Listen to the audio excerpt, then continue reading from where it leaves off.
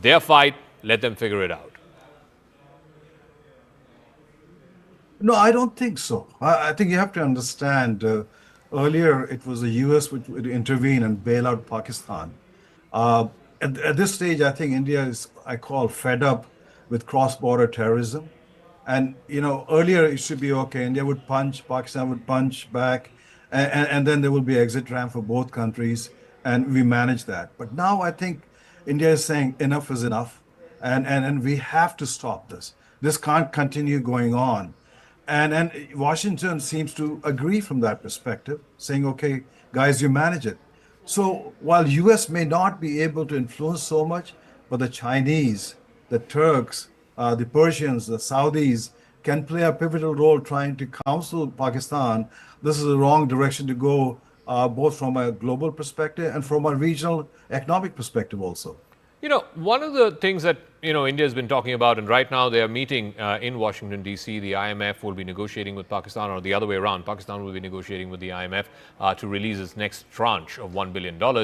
And a question that, begs to be asked, and has been asked here in India for a number of years, why does the West, and why does America in particular, because it has veto powers there, effectively veto powers in the IMF, tell Pakistan that, look, you can't continue encouraging all of these terror organizations and expect monies from the IMF. Why are they not making that loan or monies conditional on good behavior by Pakistan? No, absolutely. I think US should leverage the IMF, not only just from holding on the loan itself, but also look at Pakistan putting back on the grey list.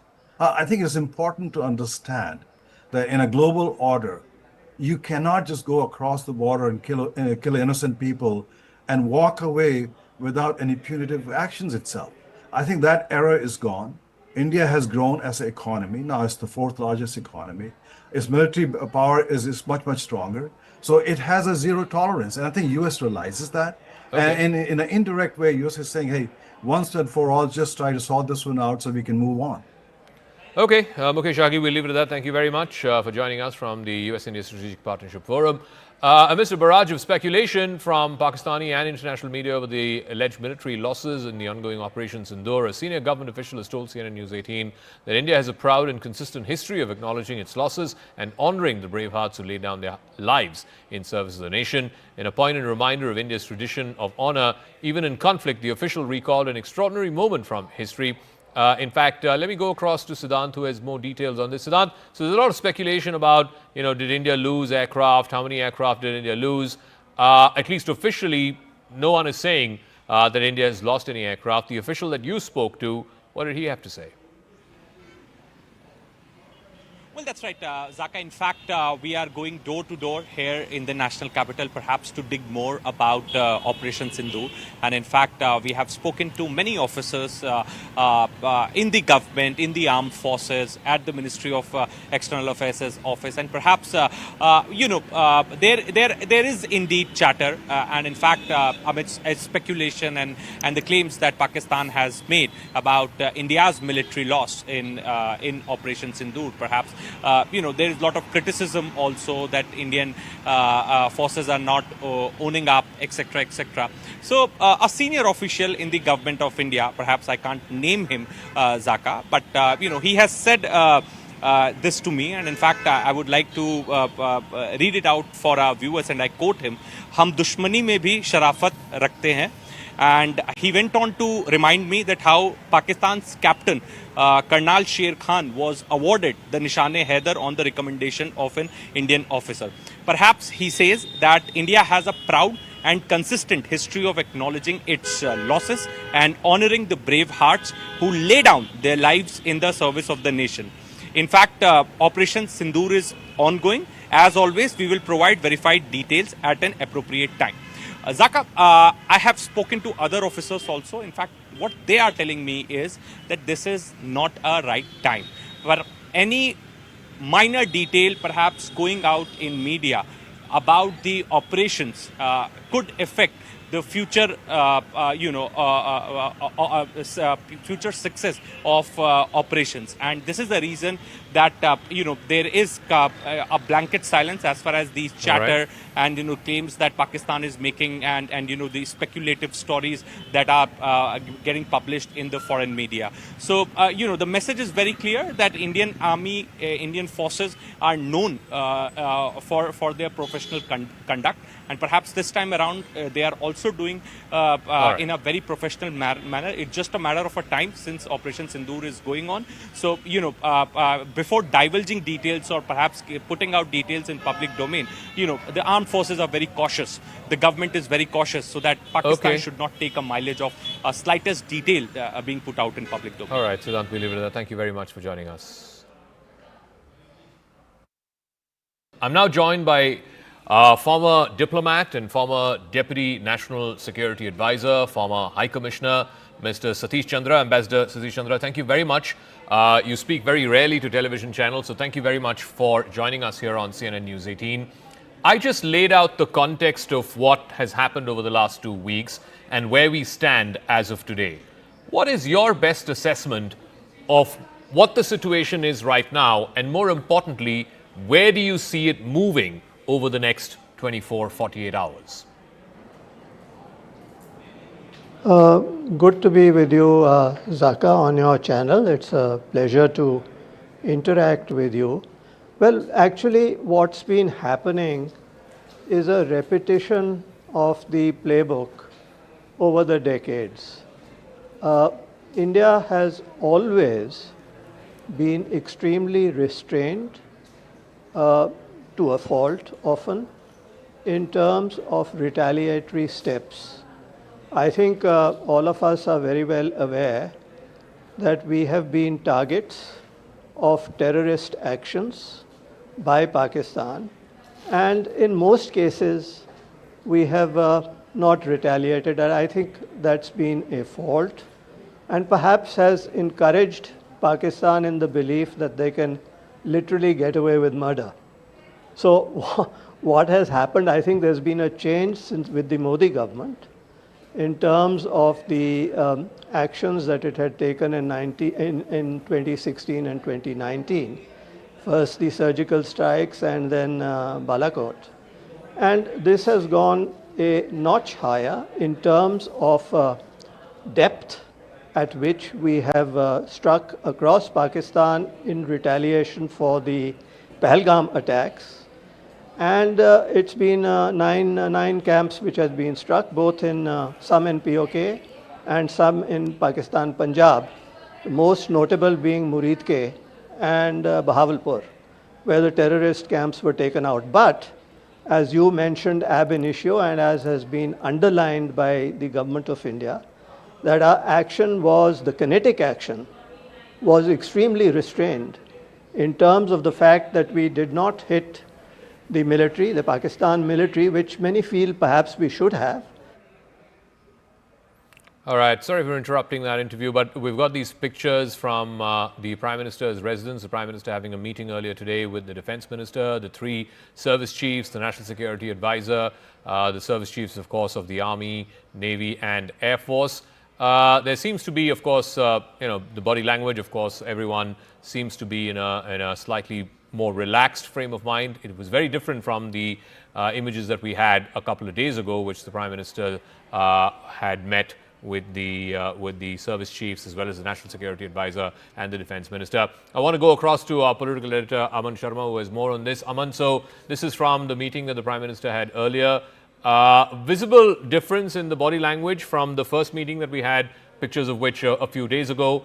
Clearly, there seems to be a degree of comfort in what India has achieved through Operation Sindoor and a degree of surety that India can handle whatever it is that Pakistan is trying to achieve. Absolutely, Zaka. These pictures show that the Prime Minister is extremely happy with the performance of the armed forces, not just during Operation Sindoor, but also yesterday, earlier today, in the wee hours when we have repulsed all these 300 to 400 drones fired at 36 locations of India, right from Leh till Sir Creek, as the details were given in the press conference earlier. It seems that the Prime Minister and the Defence Minister are extremely happy with the performance of our armed forces of repulsing, such a massive attack And earlier in the day, we also saw the defense minister meeting the chiefs of the armed forces and the CDS, and where also the body language seemed far more comfortable, far more easy. And it seems that the prime minister in this meeting also has been told about how the armed forces went about, retaliating to Pakistan's attack and diffusing all the threats that were fired our way. The details which were given in the press conference. So I think the government looking very, very confident and prepared to retaliate if Pakistan does any other misadventure. And what is the sense you're also getting from the government that if Pakistan does not do any misadventure, as you said, then is India not looking to amp up on the escalation ladder? Is India only now keen to be seen as responding if Pakistan chooses to escalate this? Well, yes, Zaka, it is very difficult actually to anticipate what the government could do next, because these are very operational decisions based on strategy and planning. But whatever we heard at the press conference earlier today, the foreign secretary saying that our response was measured and our response was responsible. So I think those words indicate that India only responded to the drone attack by Pakistan by sending our own drones and in fact bringing down one of the radars in Pakistan. So India is only responding if Pakistan chooses to retaliate. India's objectives, so by and far, have been achieved by Operation Sindoor, which happened on May the 7th. Any more further, information that you're picking up in terms of, obviously the guard is up. Flight traffic across the northern and western, particularly in the northwestern corridor, the western front, as it were, has been disrupted. The NOTAMs have been issued. What is the outlook, at least for the next few days? Clearly, like I said, the guard is up, but what does India anticipate in terms of escalatory action from Pakistan? See, Zaka, I think India is on high alert, and especially the statement which was made at the press conference yesterday by the Foreign Secretary that this drone attack which happened yesterday was also for the purpose of intelligence gathering and to know the readiness of our defense system. So clearly, India does anticipate that Pakistan could replicate such an attack again. This may not be the end from Pakistan, because Pakistan is very, very desperate also, the Pakistani army, to show to its population that it has effectively retaliated against India. But what happened last night was not as per what the Pakistan army had desired to achieve. All its attacks were repulsed by India. So, of course, India is on high alert. India still feels that Pakistan will not give up on such attempts. But given the success which we have seen through Operation Sindoor and also the action last night, India is very confident that it will be able to thwart any such attacks made by Pakistan, because our weaponry and our resolve is far, far bigger than that of Pakistan. And just one final word, just going back to the press conference earlier today, where I think it was a concerned decision that was taken to name the fact that some of these drones were Turkish-made, and also at the same time not mention any Chinese-made weapons, even though from the ground we seem to get reports from our reporters and pictures of these weapons, these debris, which seem to suggest that some of these drones or missiles were Chinese-made.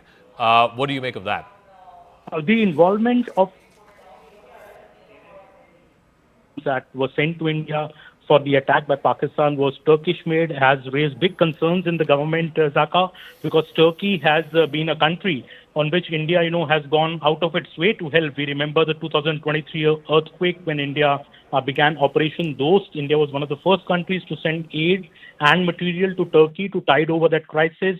But Turkey clearly in this whole conflict between India and Pakistan seems to have chosen the Pakistan camp. In fact, there are big doubts now that this plane from Turkey, which landed in Karachi on April 28th, and subsequent high-level military delegation of Turkey, which paid visit to Islamabad, on April the 30th and had met the Pakistan air chief, does that have a connection with this huge number of 300 to 400 drones of Turkish origin which have attacked India? India is very concerned about that, and I think that is why India has named that Turkey today in its press conference to say that Turkey, it seems to be siding clearly with Pakistan in this whole conflict.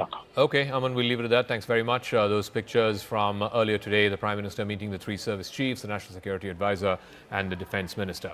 Now, I want to go back to that press conference that was addressed by Foreign Secretary Vikram Misri and the two armed forces personnel from the Army and the Indian Air Force. One of the things that the Foreign Secretary mentioned was the attack on Bahawalpur, which is the headquarters of the Jaish-e-Mohammed. There's a lot of speculation around whether Rauf Azhar, who was one of the key members of the Jaish-e-Mohammed, the brother of the founder of the Jaish-e-Mohammed, Masood Azhar, whether he was eliminated, whether he was killed in that attack that happened a couple of nights ago on Operation Sindoor. Now, Rauf Azhar was the person who was responsible for luring American journalist, the Wall Street Journal reporter Daniel Pearl, and taking him to Omar Sheikh, who then killed him.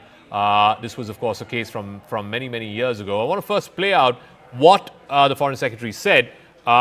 He didn't name Rauf Azhar, but of course, like I said, this speculation has been doing the rounds for the last 24 hours that one of the high-value targets, one of the high-value hits in the Operation Sindoor happened to be Rauf Azhar. Let's listen into what the Foreign Secretary said, and then I'll go across to a friend of Daniel Pearl's to try and get some perspective on that. You brought up the connection with the tragic death or killing of Daniel Pearl of the Wall Street Journal. The Jaish-e-Mohammed was in some way directly or indirectly responsible for the death of Daniel Pearl. But the real connection is through Ahmed Omar Saeed Sheikh, the British Pakistani jihadi who was held in India, but was finally released in 2000, and he was the person who lured Daniel Pearl to his eventually leading to his murder. So these are all obviously connected figures, connected individuals, connected institutions, and the attack on Bahawalpur, on that facility of the Jaish-e-Mohammed in Bahawalpur is, I would imagine, a fitting part of this unfortunate incident. I stand corrected. It was Omar Sheikh who lured Daniel Pearl and eventually, of course, to his tragic killing. Asra Nomani is an Indian-American journalist and a former colleague of Daniel Pearl's. She now joins us. Asra, thank you very much for speaking with us. I know there's been a lot of speculation around whether Rauf Azhar was killed or not, but the Bahawalpur headquarters of the Jaish-e-Mohammed has been reduced to rubble. When you saw those pictures, when you heard that news, what did you feel? What went through your mind? It was haunting for me to see Bahawalpur on the map, because Bahawalpur has been on my map for 23 years. It was where Daniel Pearl went in December 2001, when he was on the trail of the jihadis that have caused so much violence in the world, from India to the United States to the Europe. And so Danny went to Bahawalpur. He knocked on the door of Jaish-e-Mohammed, and he saw that despite the claims of General Pervez Musharraf, it was open for business. And what Danny discovered was what we all have known for these decades, that Pakistan has been fomenting a terrorism industry with a headquarters in Bahawalpur. So it was haunting to see Bahawalpur on the map now as one of the places where India struck. It's really important for me to recognize that why this family is important is because Ibrahim, the brother of Masood Azhar, was one of the hijackers on that airplane in 1999 that went from Kathmandu to Kandahar. The man that was killed this week, Masood Azhar, he is the brother, and he was the mastermind of that hijacking. So what happened was that Omar Sheikh was freed because of that hijacking. So I want to just correct the record that this family was not involved in the actual plot to kidnap Danny, just as you mentioned. It was this man, Omar Sheikh. Yeah. But it was this industry that created these jihadis that murdered Danny. And that's why it's so important what has happened. I just wanted to ask you about that. I mean, look, no government official has come forth and confirmed that Rauf Azhar has died. There's a lot of speculation that he was amongst the high-value targets inside Bahawalpur when it was struck on the night of 7th of, or the morning of the 7th of May, when India carried out Operation Sindoor. Have you been able to hear from, either people on the ground in Pakistan, or have you heard from any government official about this operation taking out the man who killed your friend? I have not. And I think that would be really wonderful if the government of India did communicate with Danny's father. His mother passed away, and his father is very engaged in this battle. His father has fought to keep the men that were convicted in Danny's murder in jail. And we have failed because the Pakistani court system has released those men essentially to house arrest and, very convenient, a good life in Pakistan. And so I would invite that kind of communication. And I know that Danny's dad is very relieved that this issue is in the front again, because the truth is justice has been denied Danny Pearl all these years. All right, Asra Namani, we share your sense of grief, sense of hurt, sense of loss, and now hopefully, in some measure, a sense of closure and sense of justice more than closure about losing your friend Daniel Pearl, and now the killers being avenged. Thank you for joining us, Asra. Thank you. Thank you. All right, I want to move on back to the developments around the situation between India and Pakistan. In an exclusive interview with India's ambassador to the United States, Vinay Quatra, he again reiterated the government of India's position that what India is seeking to do is not go to war with Pakistan, it is to go to war with these terrorists. He said explicitly so when he was pressed by Wolf Blitzer at CNN whether India was at war with Pakistan. He said, no, it's not with Pakistan, but with terrorism and with terrorists. Listen in to this exclusive conversation. It looks like the situation, the tensions between these two nuclear-powered countries, India and Pakistan, is escalating. Is that true? Well, first of all, thank you so much for having me on the CNN. When you talk of tensions and when you talk of escalation, what I would say is that the original escalation or the original breakout of tension happened on 22nd of April, when you had 4 terrorists backed by Pakistan carried out killings, brutal killings, subhuman, monstrous kind of killings of 26 civilians. Indian civilians. 25 of them Indian nationals, 1 of them Nepali national. And the brutality of the killings, they essentially killed them in front of their innocent wives, in front of their innocent children. They gave them headshots, and they did so on the basis of religion. So they killed all non-Muslims who were there in the group. They identified their religion, and then they went on to proceed to kill them. So what we did day before yesterday was essentially our response to terror, our response to these subhuman. When you say what you did yesterday, meaning the escalation in the military yesterday. response. As I said, the original escalation was on 22nd of April. And when that happened, we had clearly said that, we are a responsible country. We will have a very measured, calibrated, proportionate, responsible response. And that's what we did day before yesterday. What we did was we took out the terror factories at 9 locations in Pakistan and in Pakistan-occupied Kashmir. Took them out where they trained them, they equipped them, they armed them, they organized them. Those are the facilities which we took out. We were very careful in excluding the military establishment, the social structures, and economic infrastructure. We were very, very cautious, careful in keeping our targets only to those people and their backers who carried out these dastardly killings on the 22nd. All right, it's not just the Indian ambassador to the United States. The Indian High Commissioner to the UK has also spoken with the international press in an exclusive interview with Sky News. He showed, Vikram Doraiswamy, he showed proof of military backing to terrorists in Pakistan. He showed a photograph which shows Pakistani military officers standing behind an internationally sanctioned terrorist. Let's play out what that interview was all about and who is this internationally sanctioned terrorist that Vikram Doraiswamy was alluding to. Hi, Commissioner. I just have a minute left, but I've spoken to a retired general who, in Pakistan, who referenced India funding and backing the Baluch Liberation Army. They've said that they have done that for years. And when I asked him about Masood Azhar, he said, well, their family members were targeted. Should we be doing the same to, the high-level militants from the BLA, the Baluch Liberation Army, that are seen and operate within Delhi? Well, look, let me show you this photograph of yesterday, I believe it is, to your viewers.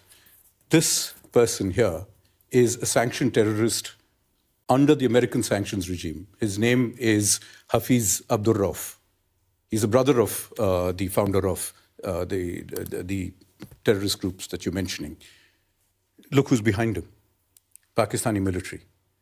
Look at the coffins there. They have the Pakistani national flag. If you're going to be giving terrorists state funerals, what does that make of your system? And everybody knows that for the last 30 years, Pakistan has used this as a means of subcritical warfare against India. If the international community really wants to be able to look at this and worry about it, the simple solution is to tell Pakistan it has an opportunity for an off-ramp. These are things that the world should have compelled Pakistan to do 30 years ago, and to compel them to implement their promises about taking down this infrastructure. It has not done so. There is an information warfare that's taking place, and independent journalists can't seem to get access to either side. Well, look, it is a fluid situation out there. I don't know how helpful it would be to have independent journalists or any kind of journalists wandering around in an area where there is active military operations happening.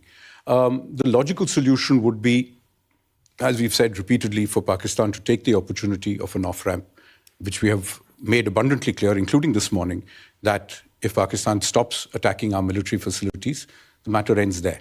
But it is for them to decide. All right, we're just getting some breaking news before we close out the show. There's been a massive blackout followed with siren sounds that have been activated in Udhampur, a complete blackout in Udhampur. Also, multiple ceasefire violations happening across different sectors on either side of the line of control. So not yet quite the repeat of what we saw yesterday, but still heavy artillery firing happening on across the LOC. Akash has more details on this. Akash, so is it restricted to CFE violations and artillery shells right now? Are we seeing any kind of drone activity yet? Is there any possibility of a repeat of what happened yesterday, or it's following a familiar pattern? I'm hearing the sirens. In fact, here in Jammu, I'm not allowed to go outside because of the light and some sort of restrictions that are in place. Zaka, yes, we are learning about one drone attack here in Jammu.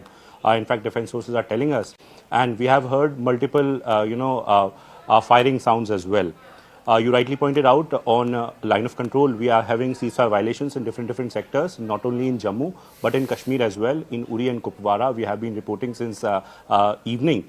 And at this point in time, in Poonch and in Samba, we are learning about this ceasefire violation from Pakistan, where they are in fact firing the artillery. Here in Jammu, I have heard multiple sounds. I was trying to count 11 at least. I have heard, and I am learning. In fact, defense sources are telling me that it was, drone once again, for a drone attack once again. We'll wait for the police to confirm it as well. But I am learning that yesterday it was the airport, and once again it is in the close vicinity, possibly the airport only.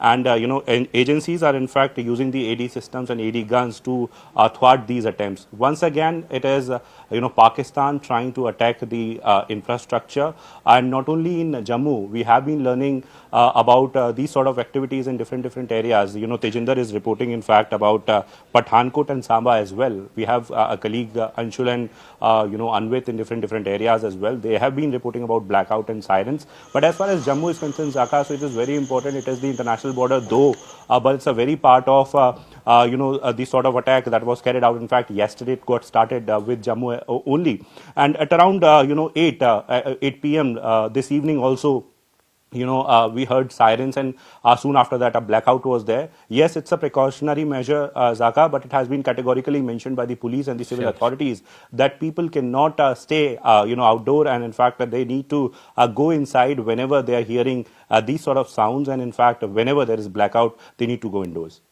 Okay, Akash, we'll leave it at that. Thank you very much. So yes, ceasefire violations are happening in Samba, in Uri, in Tangdar, all across the line of control.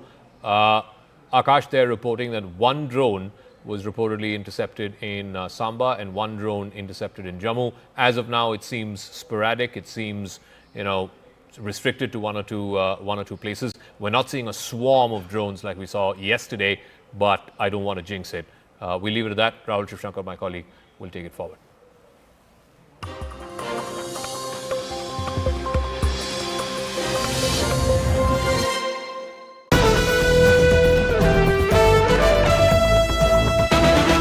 All right, we're just getting some breaking news before we close out the show. There's been a massive blackout followed with siren sounds that have been...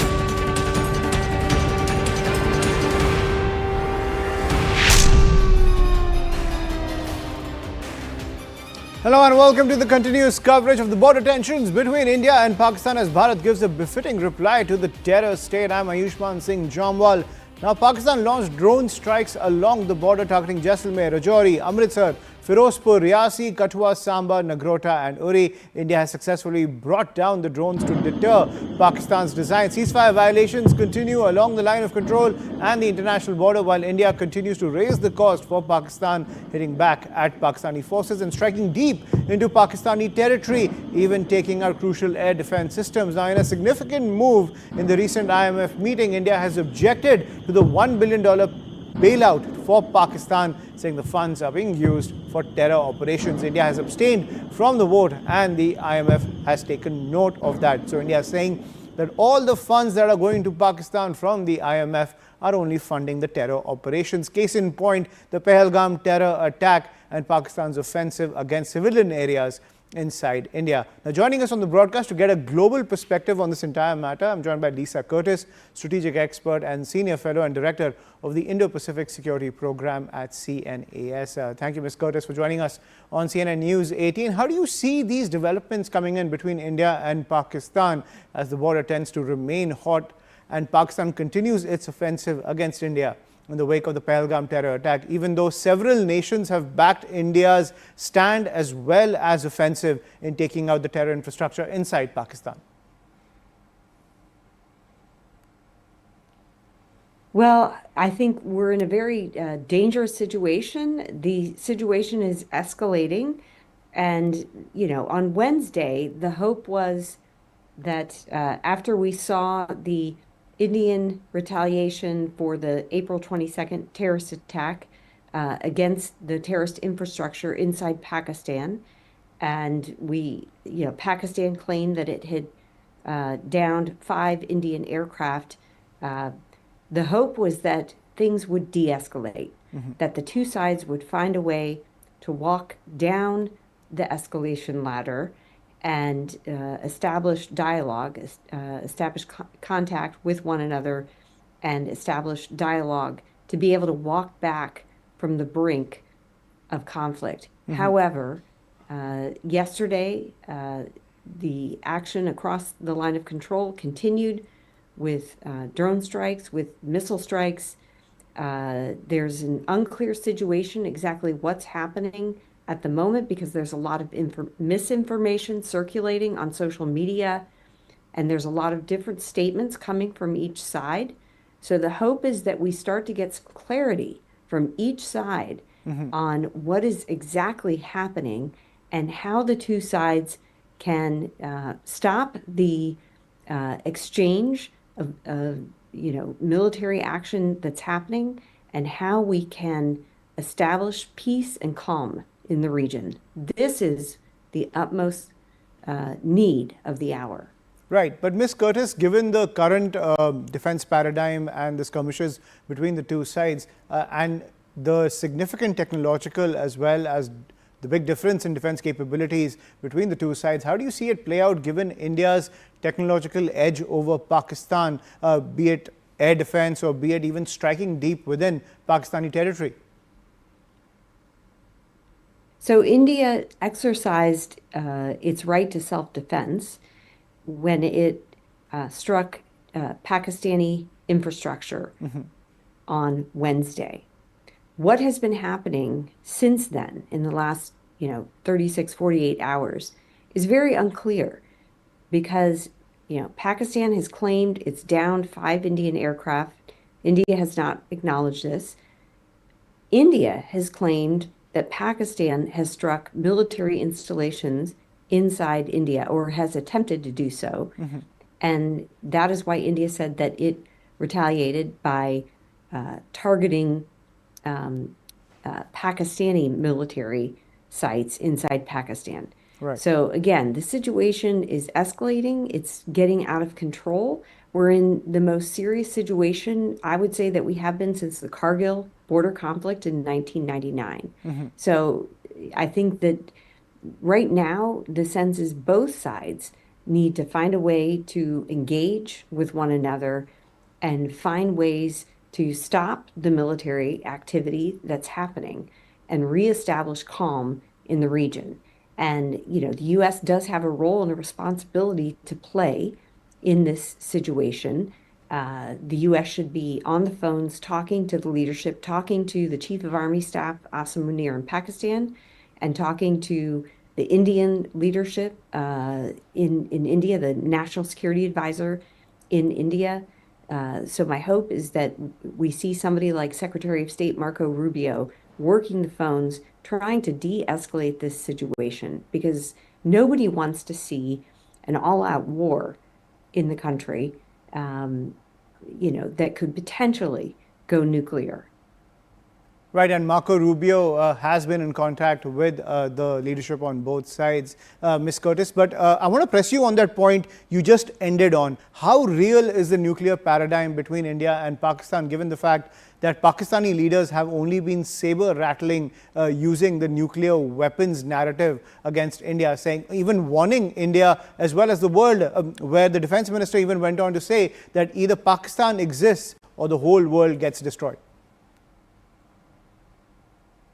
Well, I think it is real. Look, anytime two nuclear-armed states enter a conflict, one has to be concerned about one using those nuclear weapons. Look, I think the ultimate concern would be a situation where one of their red lines is crossed. And of course, India has a no first use policy in place. Pakistan does not. So there are concerns that if Pakistan feels like its existence is being threatened, a situation like in 1971, when Pakistan was basically split in two and you had the East-West or East Pakistan turned into Bangladesh. I think if the Pakistanis felt a similar situation was happening in their country, that they could potentially resort to nuclear weapons. And once you start up that escalation ladder, you lose control and it becomes a tit for tat, and each side keeps trying to increase their response. And you can see how things quickly get out of control. So I think, we have to take seriously the possibility. It may be a remote possibility, but I think we try to dismiss this possibility at everyone's peril. And it has to be taken seriously. Right. Thank you, Ms. Curtis, for sharing your perspective on the situation currently at the border. Now, you and several experts have also said that de-escalation is the most prudent way forward. Thank you for sharing your perspective. And up next, my colleague Akanksha Swaroop takes us forward with the latest news and updates.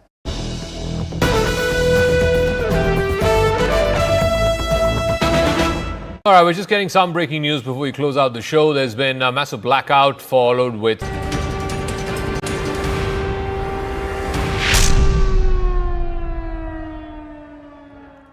A very warm welcome to our live and rolling coverage of the border tensions between India and Pakistan, as India gives a befitting reply to Pakistan's misadventures and even displays its technological edge. Pakistan continues its drone strikes along the border, targeting several spots in Indian territory.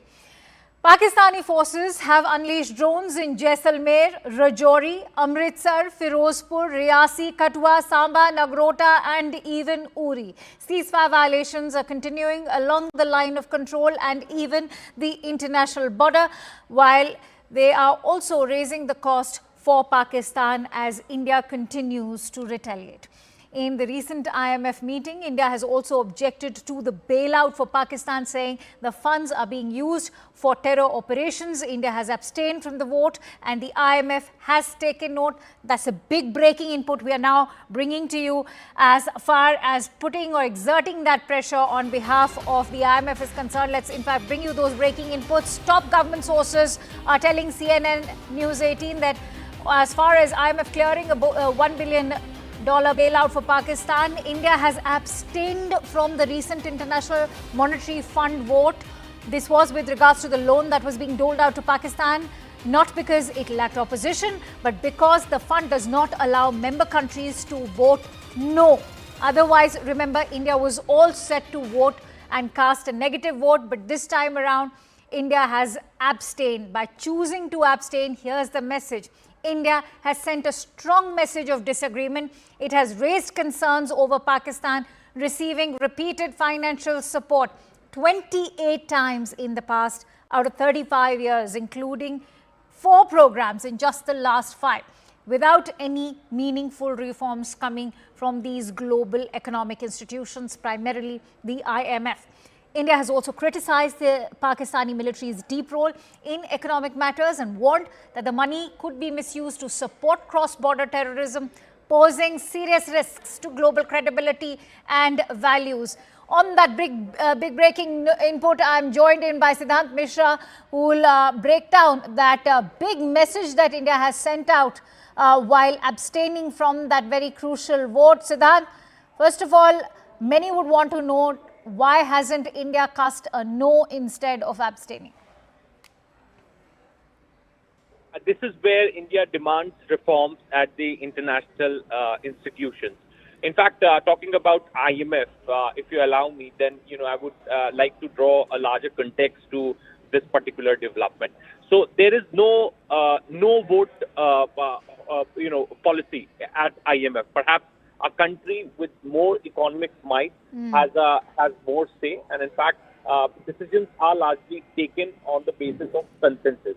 So India does not, India cannot, or any of the members cannot exercise no to the bailout, and this is a reason that India decided to abstain. Perhaps the IMF has also of India's abstention.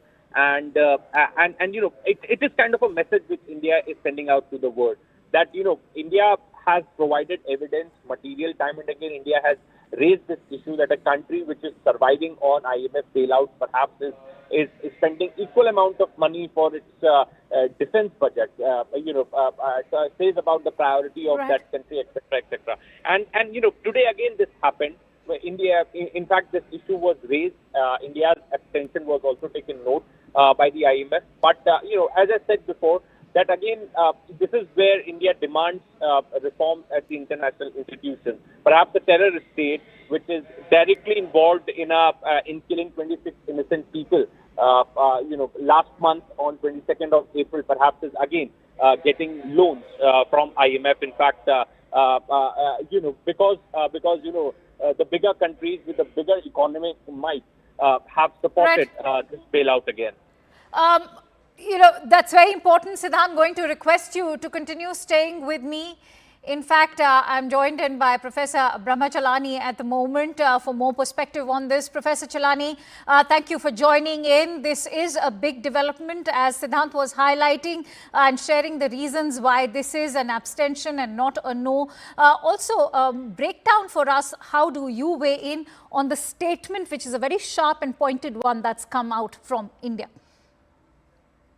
First, this IMF bailout approval has followed a staff agreement with Pakistan. So the right time to lobby with IMF was when IMF staff were negotiating with Pakistan.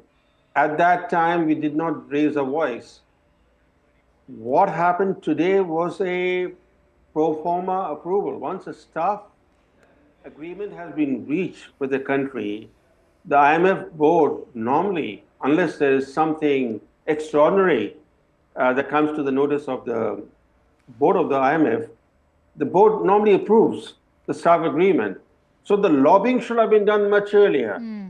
at this stage, it was very difficult for India, even with US support, for example, to block the staff agreement with Pakistan.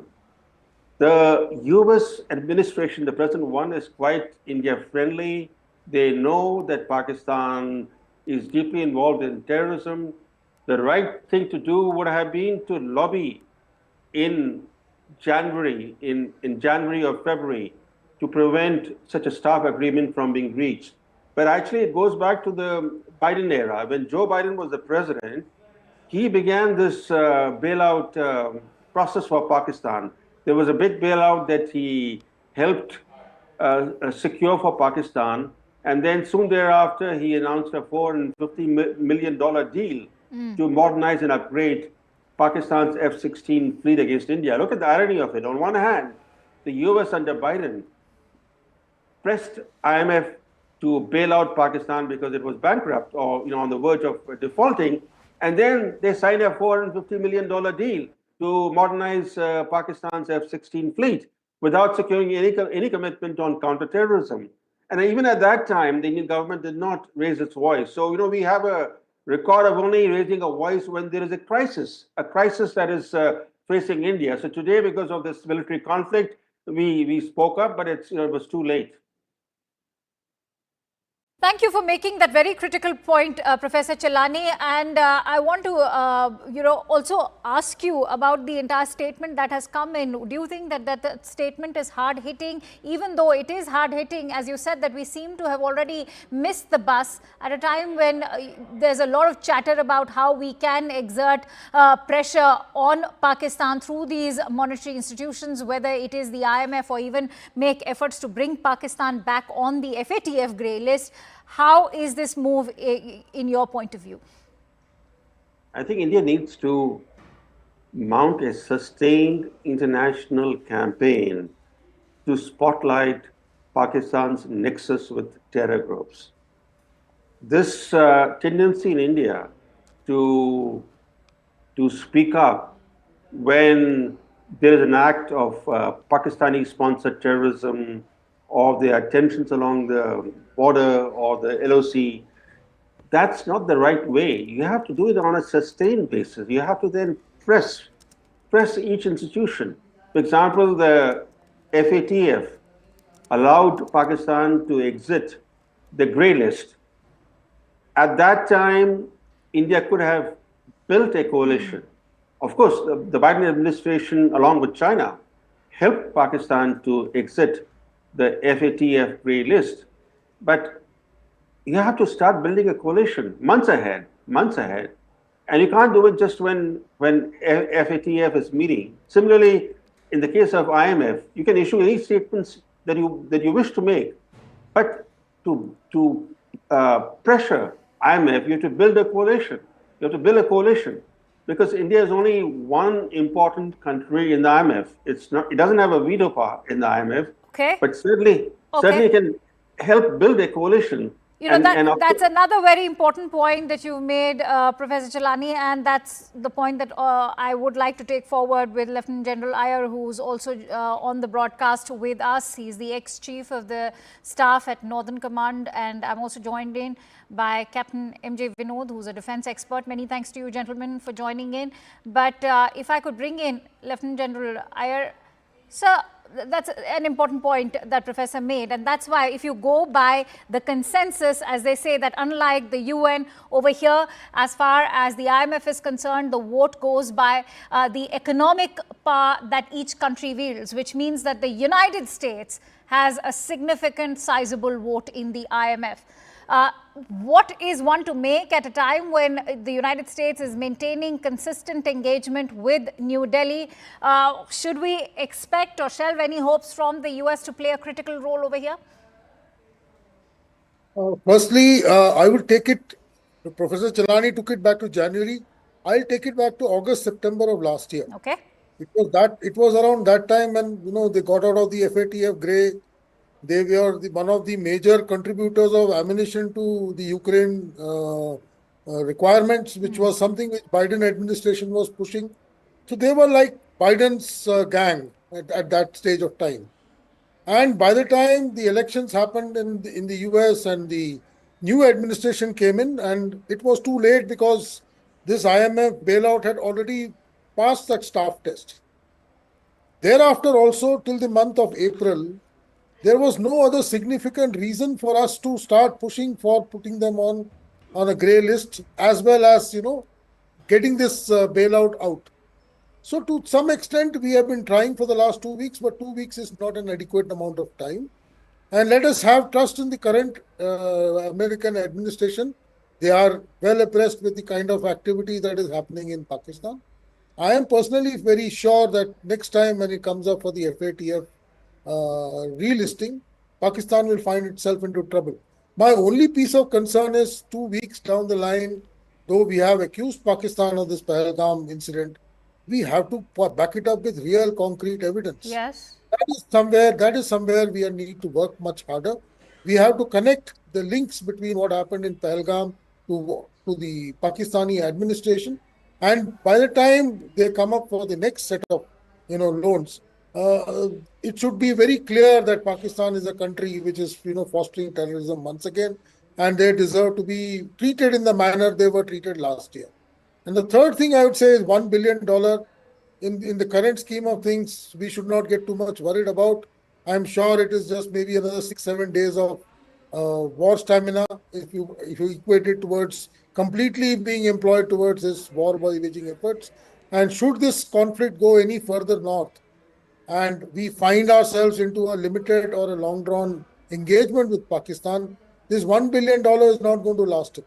So let us not get worried about it. Let's stay focused on the current situation. I still agree, and I keep saying this every time whenever I get an opportunity. The I part of the time syndrome, we have not doing so well. We have not been able to communicate our intentions correctly. Whereas we have done very well on the diplomatic side, we have done exceedingly well on the military side, we have done fairly well on the economic side. Because the communication aspects are not good enough, we are not able to get the kind of results that we should have got by now. No, I agree over there. I agree over there. But where I do disagree is that $1 billion funding, as you're saying, may not result or yield too much of war stamina. But the fact is, it's not just this $1 billion bailout that we are looking at, or an additional funding, which is what they are calling it, because there's been a consistent sort of bailout pattern that's been coming out of IMF, and that goes all the way back to 1958. And that's why I want to bring in Captain Vinod on that note. Sir, there's so much chatter about how the global consensus is standing with India in solidarity.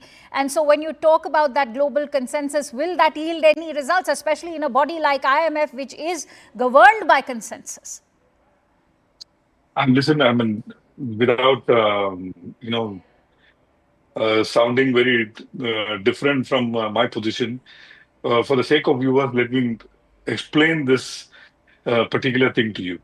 See, professional, I don't want to use that word, but for want of a better word, I'm using this word. A professional beggar knows exactly how to dress up before he goes begging. So in FATF, when you go to take the money from IMF and not to get into FATF grey list, Pakistan has done a large amount of work.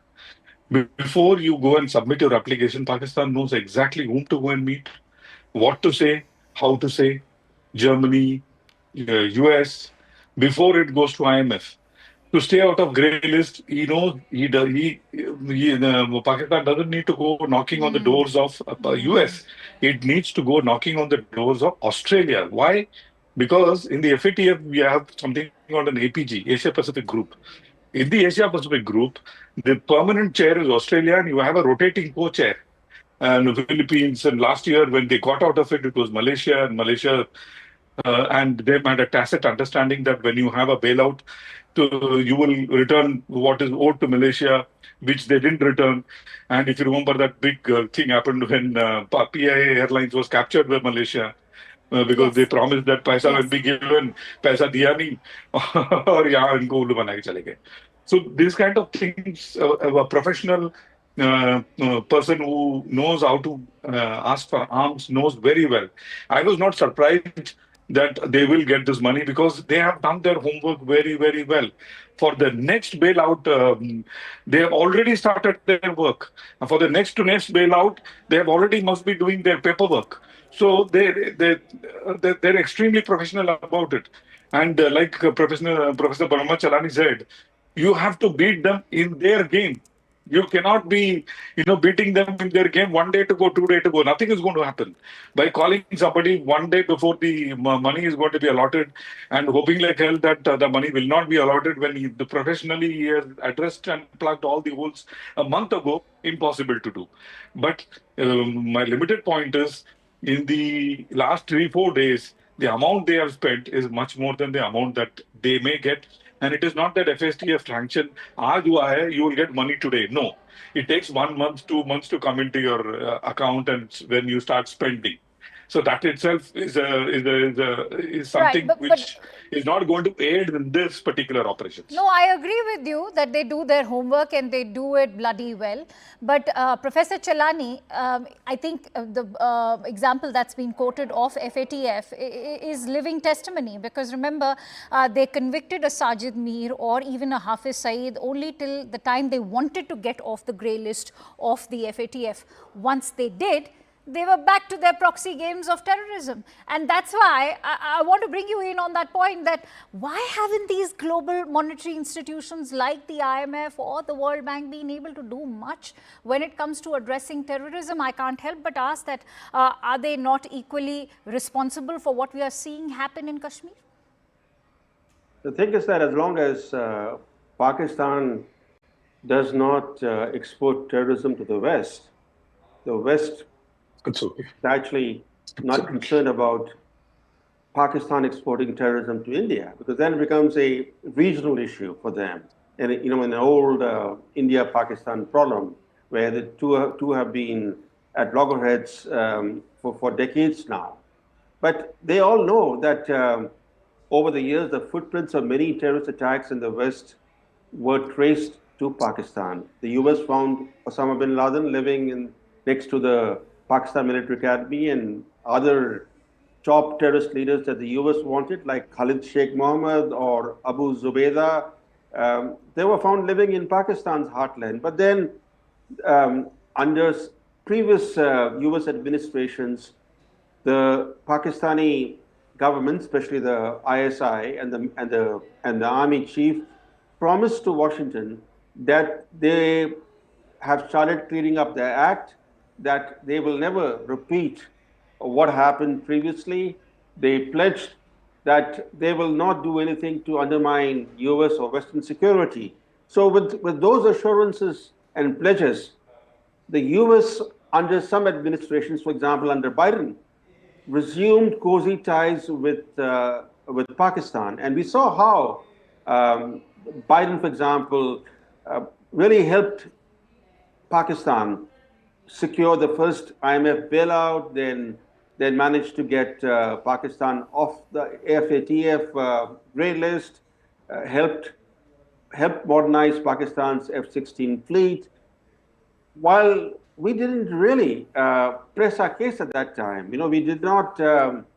We were being too nice. We thought that if we were to exert pressure on the Biden administration, this could strain US-India relations. No, we should have actually said that what Pakistan is doing is a threat to global security, and that India's efforts to pressure Pakistan to clean up its act is actually good for the world. It's not just an India-Pakistan issue. It's actually about international security.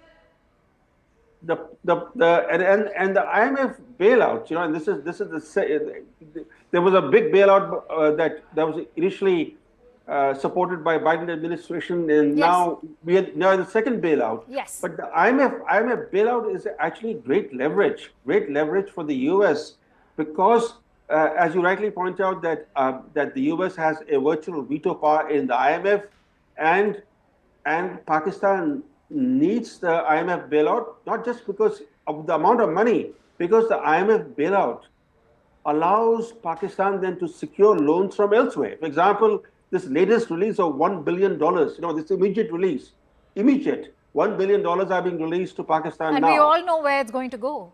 Yes, but more importantly, because of this $1 billion deal, Pakistan now will be able to secure additional billions of dollars from Saudi Arabia and China.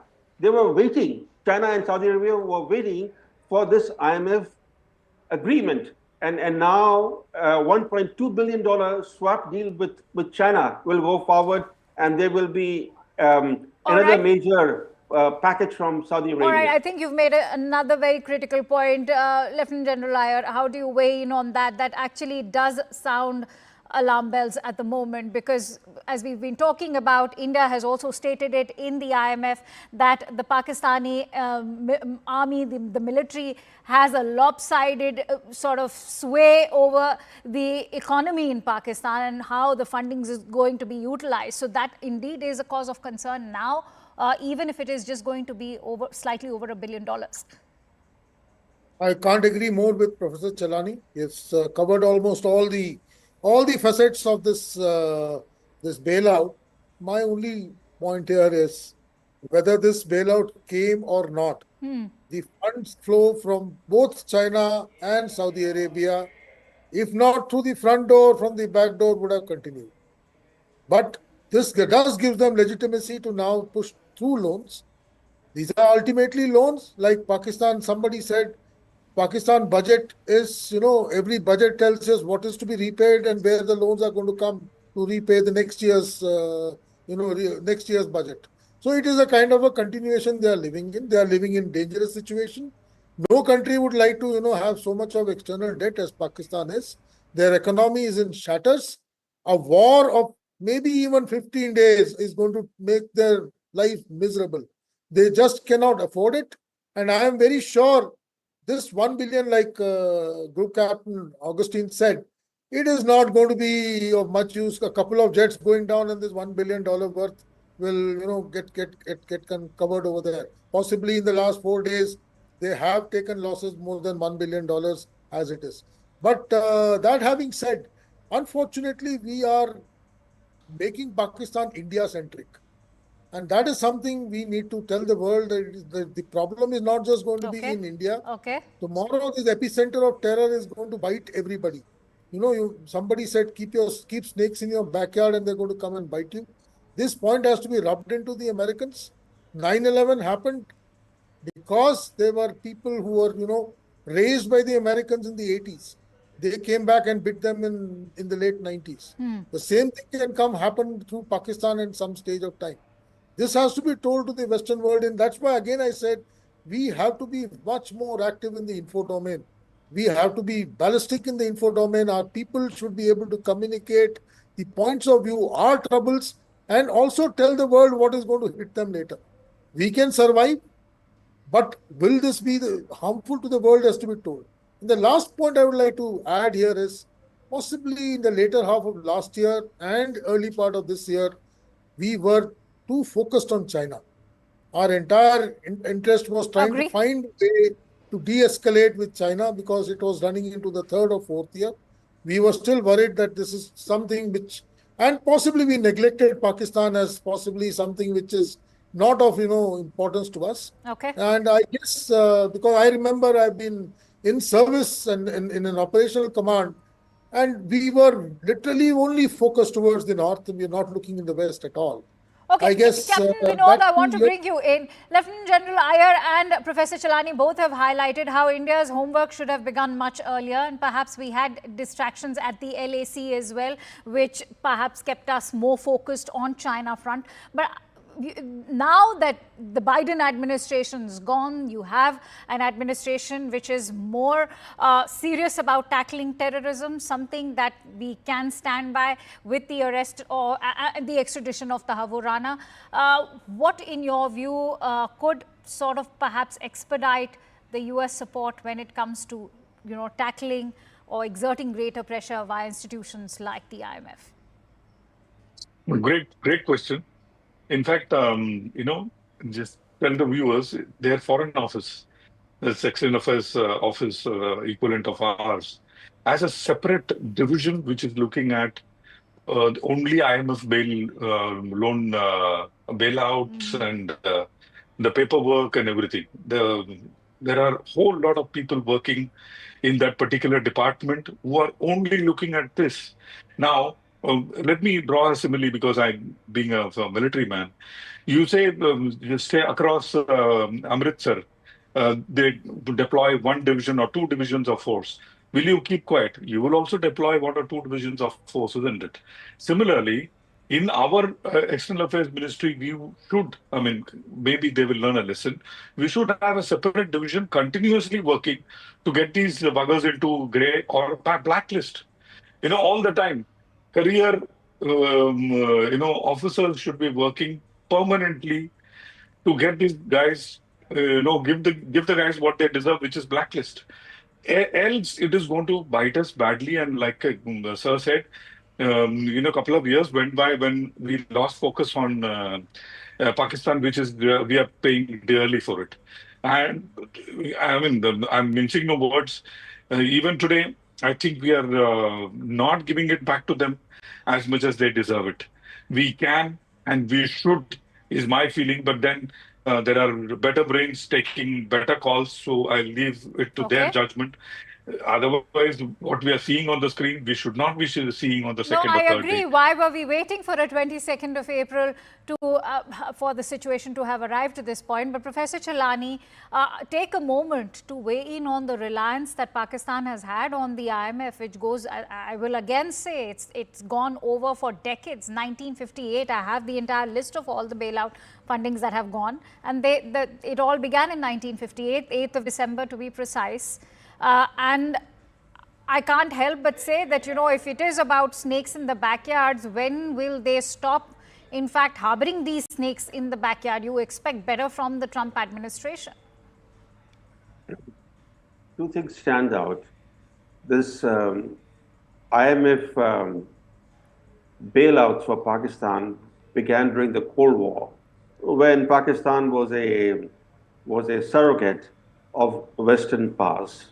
So it was easy for Pakistan then to secure IMF bailouts. And once you get one bailout and you don't do your reforms, you become more and more dependent on IMF. Let's say, getting IMF money is actually quite slippery for many countries because IMF imposes conditionalities that are pretty tough. And once you get into the IMF bailout trap, you continue to you continue to need more and more bailouts. And this has been Pakistan's story. And the second is that over the decades now, since the first coup in Pakistan in the late 1950s, which actually coincided with the first IMF bailout, Pakistan has been ruled formally or informally by the military continuously now. And the military dominates not only the society, it dominates the politics, it dominates the economy. There are very few countries in the world where the military not only calls the shots in politics, but even the shots in the economy. There are very few examples of this kind in the world. So Pakistan is a very unique case. It's an abnormal state where the military and the intelligence agencies are not even accountable to the government in office. For example, today, the way the military operates, Shahbaz Sharif is only the surrogate of General Munir. So this is a very abnormal state, and that's the reason why, to answer your question, this dependence on bailouts has never left Pakistan. Absolutely. And Lieutenant General Iyer, we are looking at a year which is very critical to some partnerships that India has, and we'll be playing host to the Quad Summit. And when you talk about it in such a year, is this partnership with, say, Japan, Australia and the United States of America only limited to the Indo-Pacific? Unfortunately, the Quad is only limited to the Indo-Pacific and it is China-centric. I'm making no bones about it. That having said, I am looking at a brighter year ahead for four reasons. Firstly, the Russo-Ukrainian conflict is almost as good as gone. I guess it's just a period of time when the Americans, because the Trump administration is not going to be as actively involved with the Ukrainians as the Biden administration was. So I see that part of the world order changing in the coming part of this year. So Pakistan's value in supporting Ukraine and being part of the American setup will go down in due course of time. The second thing which Pakistan has done over the last 1 month, and they have been somewhat been able to play it down below the radar.